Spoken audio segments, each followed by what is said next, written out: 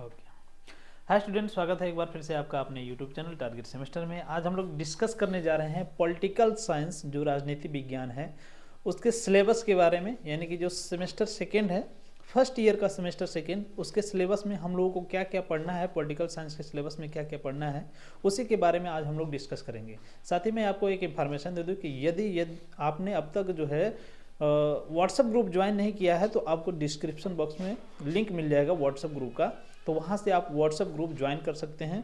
साथ ही साथ आप टारगेट गुरुकुल ऐप को भी डाउनलोड कर सकते हैं। वहाँ पे कंप्लीट तैयारी आपको कराई जाएगी, यहाँ तक कि वहाँ से आपको टॉप कराने की भी जिम्मेदारी ली जाती है। ठीक है, तो चलिए देर न करते हुए हम लोग टॉपिक की तरफ बढ़ते हैं। तब तक आप कर लीजिए चैनल को ज्वाइन, और चैनल को सब्सक्राइब भी कर लीजिए, ग्रुप को ज्वाइन भी कर लीजिए, टेलीग्राम चैनल को भी ज्वाइन कर लीजिए, ताकि किसी भी प्रकार का इंफॉर्मेशन आप तक पहुंच जाए। ठीक है ना, तो चलिए देर न करते हुए हम लोग पहले स्टार्ट करेंगे। पॉलिटिकल साइंस का जो सिलेबस है इसके बारे में हम लोग समझेंगे।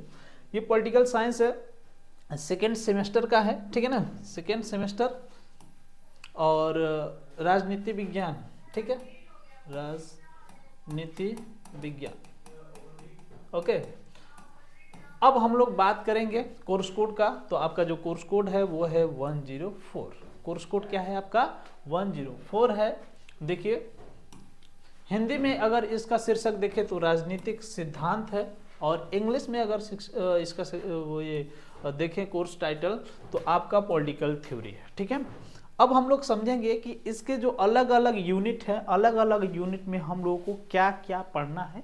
हिंदी में भी है और इंग्लिश में भी है, सबको एक्सप्लेन करने जा रहे हैं। एक एक चीज़ को ध्यान से देखिए, ताकि आपका सारे कॉन्सेप्ट क्लियर हो चुके हैं कि कब और क्या हमें पढ़ना है। ठीक है ना, सबसे पहला है हमारा पॉलिटिकल साइंस। ठीक है ना, देखिए राजनीति विज्ञान, इसका डेफिनेशन हमें देखना है। ठीक है ना, डेफिनेशन देखने के साथ साथ हम लोग देखेंगे, जैसे डेफिनेशन होता है तो डेफिनेशन में एक जनरली होता है कि पॉलिटिकल साइंस का सिंपल डेफिनेशन, साधारण डेफिनेशन, और एक होता है कि सभी विद्वान अपने अपने आधार पे, अपने अपने तरीके से, अपने अपने अनुभव से जो डेफिनेशन को क्रिएट करते हैं उसके बारे में भी हमें पढ़ना है, क्योंकि वहां से एक नंबर का क्वेश्चन हमेशा आपको देखने को मिल जाता है।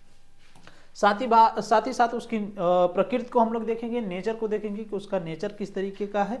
ठीक है ना, उसके बाद scope, method and relation with other social science. ठीक है ना, अदर सोशल साइंस के साथ इसका क्या रिलेशनशिप है, इसके बारे में भी हम लोग को समझना है। साथ ही साथ इसके स्कोप को भी देखेंगे, मेथड को देखेंगे। ठीक है ना, और हिंदी में एक बार देख लीजिए, परिभाषा, प्रकृति, कार्य क्षेत्र, पद्धतियां और अन्य के साथ संबंध, यानी कि जो सोशल साइंस हैं उनके साथ राजनीति विज्ञान का क्या संबंध है, किस तरीके से एक दूसरे से दोनों संबंधित हैं, इसके बारे में हम लोग को चर्चा करनी है। ठीक है ना, अब हम लोग देखेंगे अप्रोच टू द स्टडी, जो सेकेंड यूनिट है। ये तो आपका फर्स्ट यूनिट कंप्लीट हो गया, जो सेकेंड यूनिट है इसमें हम लोग देखेंगे approach to the unit of political science, traditional approach. ठीक है ना, अप्रोच हमें देखना है किसका, कैसे हम लोग पॉलिटिकल साइंस का स्टडी करेंगे, इसके अप्रोच को देखना है। जैसे ट्रेडिशनल अप्रोच हो गया, उसके बाद इंस्टीट्यूशनल हो गया, हिस्टोरिकल हो गया, सोशियोलॉजिकल हो गया, फिलोसफिकल हो गया, नॉमिनेटिव हो गया, और मॉडर्न, यानी कि आज वर्तमान समय में। देखिए हिस्टोरिकल बैकग्राउंड में देखिए, सबसे पहले तो हमें देखना है कि कौन कौन से ट्रेडिशनल अप्रोच है, यानी कि परंपरागत तरीके से कैसे हम लोग पॉलिटिकल साइंस को पढ़ेंगे। इंडस्ट्रियल के बारे में हमने पढ़ना है, और हिस्टोरिकल अप्रोच उसका पढ़ना है, यानी हिस्ट्री, जो हिस्टोरिकल बैकग्राउंड है उसके बारे में भी हम लोग को समझना है। यहाँ तक कि ये जो सोशियोलॉजिकल है इसके बारे में भी समझना है। फिलोसफिकल को भी देखना है हमें, जो एक तरीके से दार्शनिक दृष्टिकोण है राजनीति शास्त्र का, उसको भी हमें देखना है। ठीक है ना, उसके बाद नॉमिनेटिव और मॉडर्न जो है इसके बारे में भी हम लोग को चर्चा कर लेनी है। ठीक है, आगे हम लोग बढ़ेंगे। जो तीसरा यूनिट इसमें देखिए अप्रोच में बिहेवियरलिज्म है, और ठीक है, और पोस्ट बिहेवियरलिज्म है। ठीक है ना, यानी कि व्यवहारवाद और उत्तर व्यवहारवाद के बारे में हम लोग को समझना है। ठीक है ना, तो आपका ये जो पहला और दूसरा यूनिट है, पहला और दूसरा यूनिट है, इसमें हम लोग को क्या क्या पढ़ना है इसको तो हमने समझ लिया। अब हम लोग बात करेंगे तीसरे यूनिट की। किसकी? तीसरे यूनिट की बात करेंगे, और तीसरे यूनिट में देखेंगे हम लोग को क्या क्या पढ़ना है। देखिए स्टेट, स्टेट के बारे में पढ़ना है, यानी राज्य क्या है, राज्य के बारे में पढ़ना है। सबसे पहले हम उसके डेफिनेशन को जानेंगे। ठीक उसी प्रकार जैसे पॉलिटिकल साइंस के जो परिभाषा है, डेफिनेशन है, अलग अलग विद्वानों के द्वारा अलग अलग डेफिनेशन दिया गया है, इसके बारे में हम लोग को समझना है। ठीक है, उसके बाद हम लोग देखेंगे एलिमेंट्स क्या होंगे, इसके तत्व क्या होंगे, ओरिजिन थ्योरी क्या होगी, कौन कौन सी थ्योरी है जो बताती है कि स्टेट का कैसे कैसे जो है उत्पत्ति हुआ है। जैसा कि इसके पहले हम पॉलिटिकल साइंस का जब क्लास लिए थे तो उसमें बताए थे कि जो यूनानी राज्य थे छोटे छोटे, उसी के बारे में कैसे कैसे जो है कर करके फिर फाइनली राज्य का उत्पत्ति हुआ था। इसके बारे में चूंकि वो लंबा थ्योरी है इसलिए उसको बाद में डिस्कस कर लिया जाएगा जब इसमें हम लोग करेंगे। डिवाइन थ्योरी को हम लोग को देखना है, उसके बाद फोर्स थ्योरी है, इसको भी देखना है। उसके बाद सोशल कॉन्ट्रैक्ट देखना है, सामाजिक समझौता का सिद्धांत, हाब्स लॉ, रूसो, इसके बारे में हमने कई बार बताया आपको। उसके बाद इवोल्यूशनरी थ्योरी है और मैट्रिक्स थ्योरी है। ठीक है ना, उसके बाद फंक्शन ऑफ स्टेट, यानी कि जो फंक्शन है स्टेट के कौन कौन से फंक्शन होंगे, यानी कि जैसे एक तरीके से आप समझ सकते हैं जो मूल अधिकार होता है, मूल कर्तव्य होता है, कैसे इसको लागू करना है, पूरा पार्लियामेंट जो है कैसे चलाना है, सारी चीज़ों के बारे में हम लोग चर्चा करेंगे। ठीक है ना, तो यहाँ उम्मीद करता हूँ कि यहाँ तक आपका क्लियर हो गया होगा। उसके बाद आगे देखिए आइडियलिस्टिक थ्योरी हो जाएगा, लिबरल थ्योरी हो जाएगा, सोशियोलॉजिस्ट थ्योरी हो जाएगा और वेलफेयर थ्योरी। इसके बारे में भी हम लोगों को पढ़ना है, इसी यूनिट में पढ़ना है जो यूनिट नंबर 3। ठीक है ना, तो यूनिट नंबर 3 में हमें यहाँ तक सारी पॉइंट्स को कवर करना है। ठीक है, हिंदी में भी एक बार इसको देख लीजिए।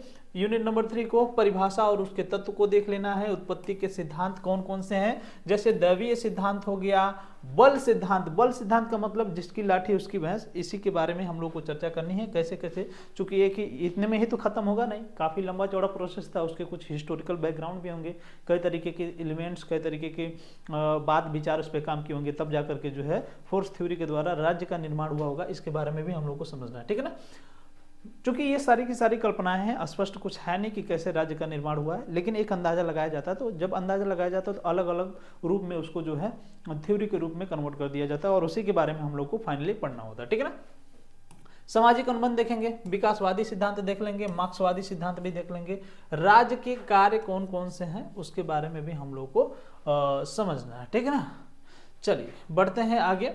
जो आपका यूनिट नंबर 4 है, यूनिट नंबर 4 के बारे में हम लोग समझते हैं।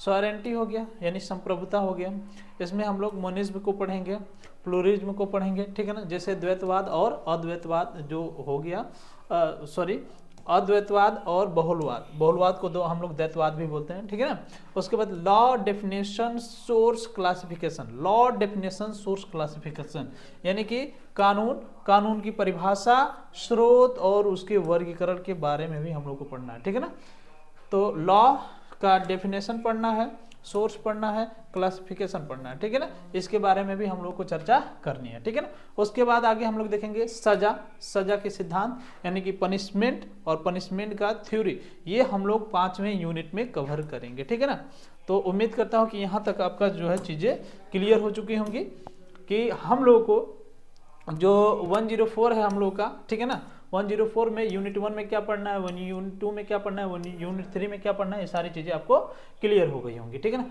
अब हम लोग बढ़ते हैं पॉलिटिकल साइंस का अगला जो सब्जेक्ट है 105। ठीक है ना, यानी कोड अगर हम लोग देखें तो 105 है। पाठ्यक्रम का अगर शीर्षक देखें तो राजनीति विज्ञान की अवधारणा, कॉन्सेप्ट ऑफ पॉलिटिकल साइंस हम लोग को देखना है।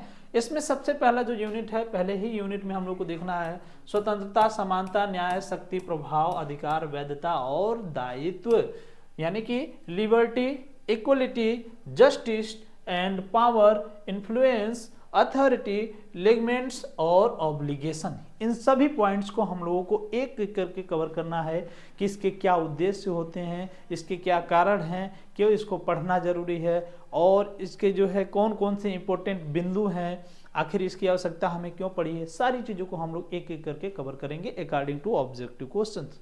ठीक है ना, आगे हम लोग देख रहे हैं अधिकार, कर्तव्य, राजनीतिक संस्कृत, राजनीतिक संस्कृत यानी कि जो पॉलिटिकल कल्चर है। ठीक है ना, और राजनीतिक भागीदारी यानी कि जो पॉलिटिकल पार्टिसिपेशन है। ठीक है, राजनीतिक विकास यानी पॉलिटिकल डेवलपमेंट और राजनीतिक आधुनिकीकरण यानी कि पॉलिटिकल मॉडर्नाइजेशन। ठीक है ना, इसी के बारे में हम लोग को सभी चीजें चर्चा करनी है और कौन कौन से इंपॉर्टेंट पॉइंट है इसको भी हम लोग को समझना है। ठीक है ना, चलिए आगे बढ़ते हैं, आगे देख लेते हैं। जो आपका जो दूसरा यूनिट है उसमें कौन कौन सी चीजें हैं। देखिए जो दूसरा यूनिट है इसमें सबसे पहला है आपका आइडियलिज्म, ठीक है ना, आइडियलिज्म हो गया, इंडिविजुअलिज्म हो गया, उसके बाद आपका हो गया एंकरिज्म, सोशलिज्म और कैपिटलिज्म और इंपीरियलिज्म, ठीक है ना, यानी कि व्यक्ति आदर्शवाद, व्यक्तिवाद, अराजकता, समाजवाद, पूंजीवाद, साम्राज्यवाद, ये सभी के सभी हम लोग को पढ़ना है। इसके बाद हम लोग कोलोनियल सिस्टम क्या होता है यानी कोलोनाइजेशन क्या होता है इसके बारे में हम लोग को समझना है।